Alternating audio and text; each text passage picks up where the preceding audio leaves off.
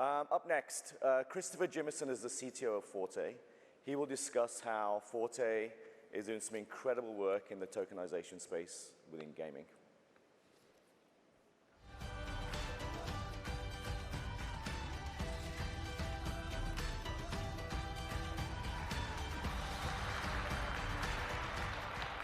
Hey guys, well thanks so much. I know it's been a great Apex so far, and hopefully everybody's not a little too hungover from last night's party. But we'll get into it with how Forte is trying to unlock token economics, and we're really focusing on games. So I like to think about this as, you can imagine a classroom, the teacher goes and says, hey kids, let's build a game. What do you want to work on? And everybody gets super excited, and they're saying graphics and gameplay and animation. And then over to the side corner, we have two kids that are like, well, what's left? Economics and payments. Thus begins the ballad of Alice and Bob and how they became the primary actors in every single transaction documentation you read in crypto. But really, economics and payments has a very large impact into game design. So when you kind of look at the history of games, especially from the perspective of payments, you can see that they're really tied into how games are made and what the game actually is. So if you go back into the 1980s, what we saw was arcades were the major game consumption mechanism. And these games were actually built so that arcade operators would buy them and then monetize to their players for 25 cents for like a 2-minute game session. And this was to allow them to kind of cycle through their players. Moving into the 90s, what we see is consoles became a big thing. And they're able to deliver this experience at home. But more importantly, the game design changed because, or not just because, but one of the factors is that you're now paying $50 for what is basically 10 hours of gameplay. But the game now can facilitate richer stories, RPGs, strategy games became a really big component of this. As we move into the 2000s, online payments became very accessible, both to the developers as well as the users themselves. So now I can enter in my credit card information, I can have a monthly bill being charged from like $10 to $15, but the game can now access and have new content, communities, a lot of exciting features that they don't have to worry about, did I get the check mailed to me this month? Do I need to turn off this player's account? They could just do an automatic bill. The 2010 times, we really started to see mobile explode. But the same is true on PCs with products like Steam, where you create an account, you register your credit card, and then inside the game experience, you could be billed and charged for different items.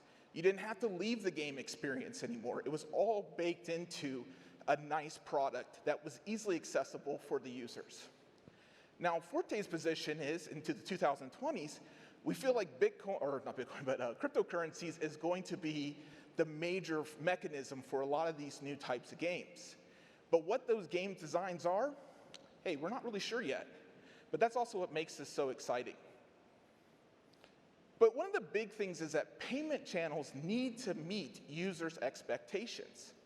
If you look at what the current user is kind of dealing with now, it's, hey, I set up my phone, I added my credit card to it, I go to the store, find a cool game, maybe I pay for it, maybe it's free, download it, I'm playing the game, there's some cool item I want to buy, transaction done, I'm happy, and I'm getting right into the action. But if you look at a lot of the crypto models, there's just a lot of barriers to entry. The first thing you're going to have to do, well, if I've never even heard of crypto before, I now have to go out and create a wallet, learn about what a wallet even is. Okay, I got my wallet, I have to fund my wallet. That typically means going to exchange, entering KYC information, doing an ACH transfer. Okay, great, I finally got through that part. I'm ready to actually buy something in this game. Well, I'm now going to have to scan a QR code, copy and paste maybe an address, and then figure out this whole gas thing. What is gas? I don't know. So all this just adds friction upon friction upon friction for a user base that isn't necessarily crypto savvy.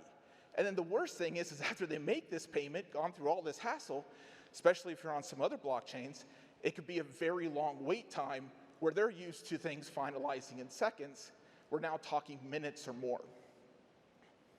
So what Forte is really focused on is building out an end-to-end solution to enable enterprises to easily build and scale massive token economics in games. Well, what does that mean? Well, we really look at it as a kind of a multi-phased approach, but the first is to really start to provide that seamless UI. We need to have liquidity for these players so that they can feel like as they're putting currency into the game, they can take it out, and it becomes a very fluid motion for them. But also compliance is a very heavy aspect to this. So the first thing that we kind of look at is embeddable game wallets. How do we get the crypto experience to be similar to what the player's expectations are? Jump into the game, be able to access it, but then still manage that regulation where I can buy items, I can build up currency, but then also we can handle KYC and other things as these values continue to grow. Additionally, economics in games are an art, not a science. There's so many factors into what causes your game to have a strong economy inside of it. It could be the balancing, the tuning of the assets. It could be the price points you have. It could be just a general gameplay of how often do you use this item and what can you do with it in the game. So all that reflects that developers need time from when they first launch the product, get it into the hands of these players, and then really figure out how to tune it to make it the most fun experience. So we really focus on how do they have that opportunity to soft launch their game, seed their economy, but then roll it out into more public blockchains. Additionally, one of the big pieces that we like to think about is what we call the network effects flywheel. And while I'm not going to read this whole slide to everybody, but I like to kind of give a general example of how this can work using a real-world scenario. So if you think about COVID times, a lot of us took up hobbies.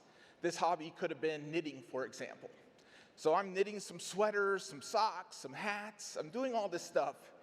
And I have a whole catalog of items that I've learned how to do.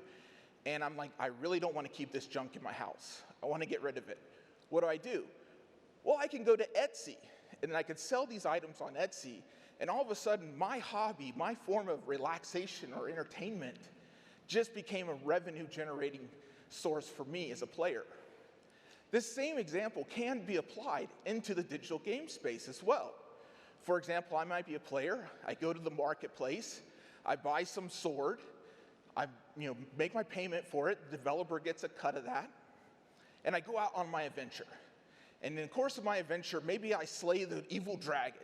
And in doing so, my sword becomes Excalibur, this really important, critical thing because not everybody sees the evil dragon, but it affects both its stats, its interest for the player base. It could be a item of real acquisition. And I could say, you know what? I'm going to take it back to the marketplace, put it up for sale, and maybe I get $100 for it. So that's a turn in the flywheel. Because my activities, my time, increase the value of this item. The developer wins because they now get a percentage of the cut for that sale. And then the purchaser wins because they didn't have to go out and spend like 2 days running around in the forest trying to find a dragon. But this same, that's just one turn in the wheel. The wheel can continue to be expanded upon and grown. So imagine the developer now has a tournament where you can pay money, win this tournament, and get more money out of it. But you have more than just that one single activity.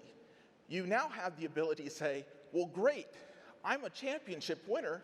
What if I have a jobs board in my game that I can advertise 50 coins for half an hour, and I'll come play this game with you?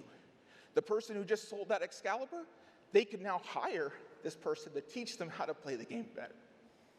This is how Forte is trying to help games not just become successful crypto economies, but also they can become platforms and revenue generation systems for both the developers and the players themselves. So really all this is to say is that as we all talk about the hype of NFTs, how cool they are, how expensive they are, it's just the beginning. It's the surface layer.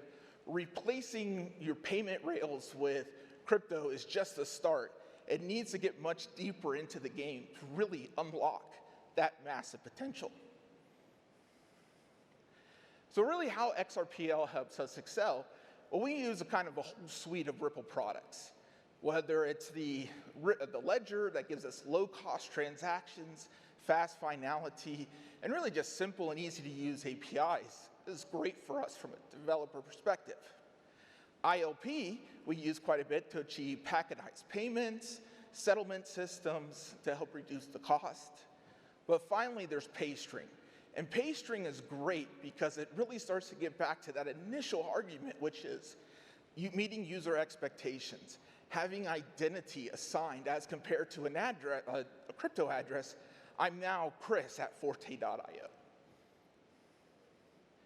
So yeah, that's my talk. I just want to say thanks so much for listening to me. I hope everybody had a fantastic Apex, and look forward to seeing you all later.